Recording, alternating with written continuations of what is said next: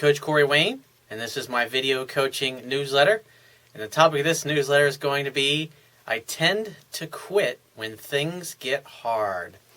We're going to obviously talk about goals today and being able to fill up your life doing things that you really want to do with your life. And this is a really super important topic because if you want to improve your success with women, if you want to be healthier, if you want to improve your career situation, if you want to grow your business, if you want to figure out what it is that's your purpose in life, you've got to start thinking about and contemplating things that are emotionally compelling, that are really exciting to you.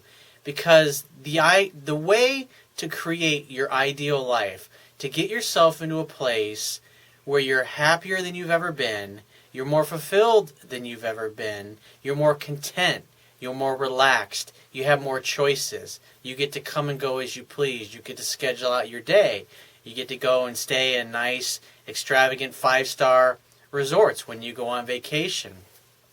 Or you just decide, hey, you know what, I'm going to go sit in the beach in Tahiti somewhere for a month with my laptop and run my company or do my job from the beach and my laptop.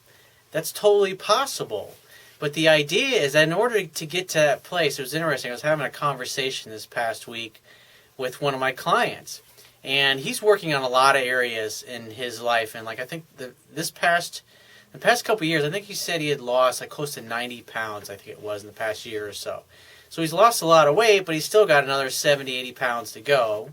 And so he's working on his career. He's one of the guys that I coach that has an aspiring music career going. Now, I've got several guys that are doing that. And the thing that's interesting is when we talk, he hates his job. His job sucks, but he really loves music. And the thing that's interesting is that people get caught up in earning a living instead of designing a life. And so what that looks like is he has this music and he's a good musician, but he just hasn't been taking the time to practice because it's when your life is mostly filled up with doing things or working at jobs or having to do activities that don't really excite you, that don't really jazz you. Maybe you're hanging out with people that you don't really like. Maybe you're dating a girlfriend that's mediocre and she's not really knocking your socks off. I've been there and done all of those things.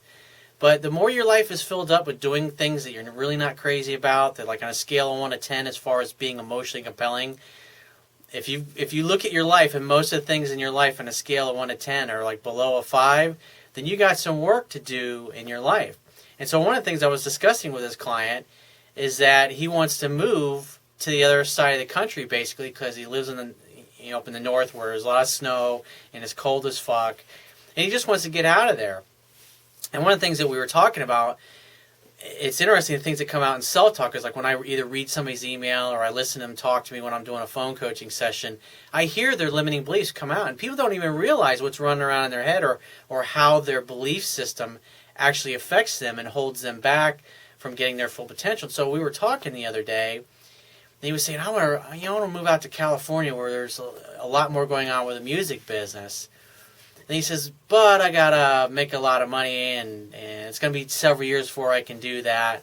And so we start talking, and what comes out basically is that he's got all these limiting beliefs that he's got to do all these different things before he gets to the point where he can fly or he can move across the country and do what he wants. And so what I started talking to him about was well, if you found a job today where you were making equal, if not better pay than what you're making now, would you move? He says, I'd be gone in a heartbeat. He said, my rent is I'm on a month-to-month basis, and my lease, I'd be the fuck out of here.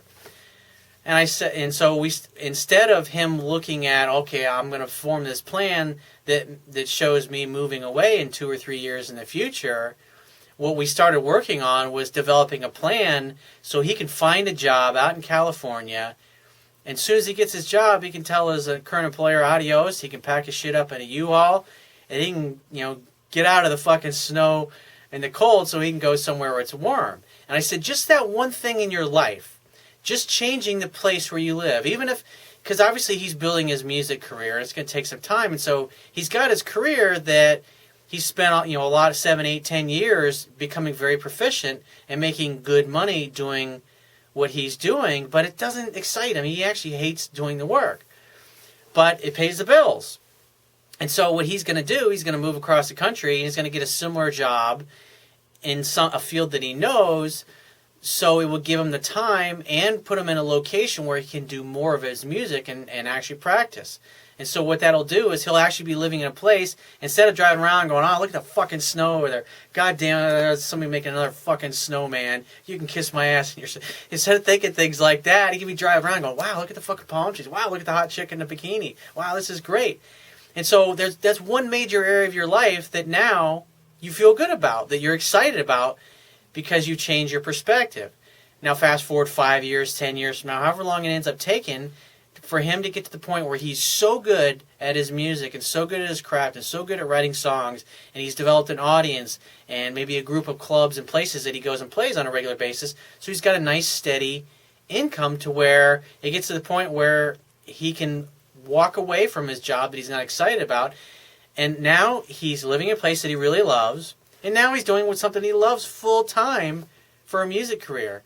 And so as you go through life, as you get to a place where you're achieving goals and your life is becoming, the minutes of your day are more and more filled up doing the things that you want to do and spending the time with the kinds of people that you really want to spend time with, you're going to be happier. But the more you're walking around going, oh, this fucking sucks, it's like this fucking same. And I was getting my car washed today, right? And there's this cute girl working at the car wash, and she's got a cold, and she's kind of snot running down her face and stuff like that. And we were kind of joking around about that. And I was like, hey, how's your day? She's like, same shit, different day. And I was like, really? She's like, no, really, it really is. And like on top of that, I got a cold. And like, so she goes in and complaining about her life, and that's her story. It's like, so hey, how you doing? It's like, oh, that's her story, because everybody that she interacts with, she just go, oh yeah, same shit, different day. See, my life sucks. And people go, yeah, I know how it's like. And that just reinforces that that's her position in life, and that's where she's going to be. But what's really holding her back from going after the things that she wants in life, or getting a better job that's more palatable than the one that she's working? It's usually fear. Fear of success, fear of failure, or fear that you won't be loved and accepted by your friends, your peer group, or the person or people that you want to get love and affection from. That's basically what it is fear holds people back, and it keeps them in mediocrity. And so I've got two quotes that I want to go over. The first one's from Tony Robbins, and this is about goals. This is so important. I so agree with this. He says, people are not lazy. They simply have impotent goals. That is, goals that do not inspire them. And I've got another one. This is by Lou Holtz, who's a famous college football coach. He says, if you're bored with life, if you don't get up every morning with a burning desire to do things, you don't have enough goals. So the bottom line is, you got to have something that you're looking forward to, that you're striving to achieve, and something that you have positive expectation. You're optimistic that eventually you're going to achieve it. Because it's easy to get caught up in life. And it was interesting. I saw an article or a video I was watching the other day, and they were talking about old people versus young people. And the interesting thing is, like, when people get to be about 21, that's when they get out of school, they start their job, their career, maybe they start getting married, they start a family. And what's interesting is, from like the time they're 21 until they retire, they live a very stressful life. Like, their stress just skyrockets. And it's not until people retire that they actually get into a place where they feel peaceful and relaxed, and like they can actually start enjoying their life. And like what I saw with all of my friends in my 20s was that they all start, we're all getting married because everybody's getting married. We're all working our careers. We're all kind of on the conveyor belt of life. And what's interesting, doing what I do for a living, it's usually around the time of 30 years old. It's kind of where most people give up in their dreams. And they figure, hey, this is it. This is as good as it's going to get for me. And I guess this is my lot in life. And they just give up. But at the end of the day, achieving your goals is really nothing more than taking your big goals and breaking them down into goals that are accomplishable on a daily basis. Like if you want to lose 50 pounds or 20 pounds or 100 pounds or 200 pounds, whatever it happens to be, you have to work out. You have to take care of yourself. You have to do cardio. You have to do weights. You have to eat healthier foods. And the simple answer is you got to move more and eat less, or eat less and exercise more. I mean, that's the simple answer. But it really boils down to motivating yourself to go to the gym 4 to 5 days a week for 20 minutes to an hour a day, whatever it happens to be that your workout program is. And finding a way 5 days a week to motivate yourself, even when the weather sucks, even when you feel like being lazy, to get up and get out the door and go take some action. But before you take any action in any direction, you gotta have something that's emotionally compelling to you. Because succeeding, building your career, ultimately getting the promotions and getting the position in the company or a group of companies, wherever it ends that you want to be in your career, in order to get to the place where you feel like, hey, I finally made it, or you get to the place in your business where you feel like you finally made it, you got to have a plan. You got to have something that's emotionally compelling.